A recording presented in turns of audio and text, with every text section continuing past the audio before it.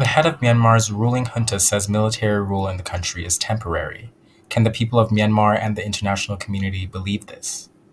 The military has always claimed that its takeover of the country in February 2021 was temporary.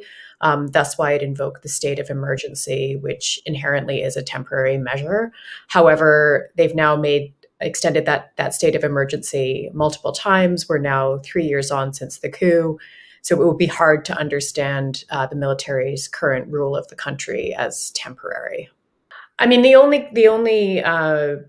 claim the military has made is that they plan to hold elections, which have still not happened, obviously. And I mean, we remain very concerned, as do many other human rights groups and observers, that any elections held under the current circumstances simply would not be free or fair.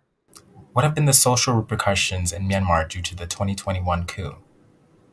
I mean, Human Rights Watch has documented, a wide range of human rights abuses that have stemmed from the military coup. I mean, we see these across the spectrum, both in terms of renewed conflict and violations of international humanitarian law, forced displacement that's caused huge unmet humanitarian need.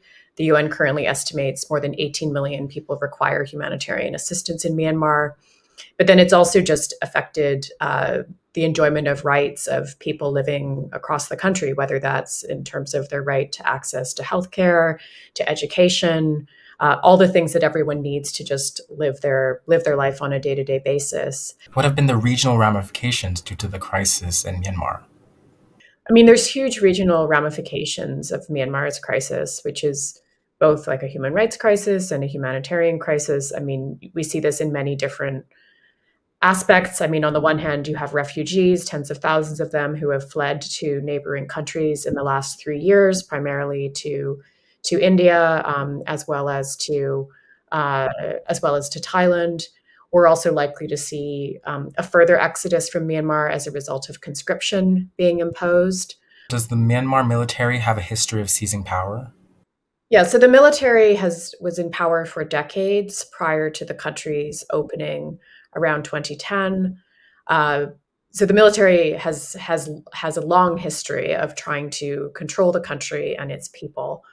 That transition process that was initiated more than a decade ago was only ever partial at best because the military had drafted the 2008 constitution, which enabled it to retain considerable power even under a somewhat more democratic system. So, past history is not particularly encouraging, and I think this is why we see the opposition groups being extremely reluctant to enter into any form of dialogue with the military unless the military is willing to completely exit the political system in Myanmar, which in Myanmar's entire history since independence, it's been unwilling to do.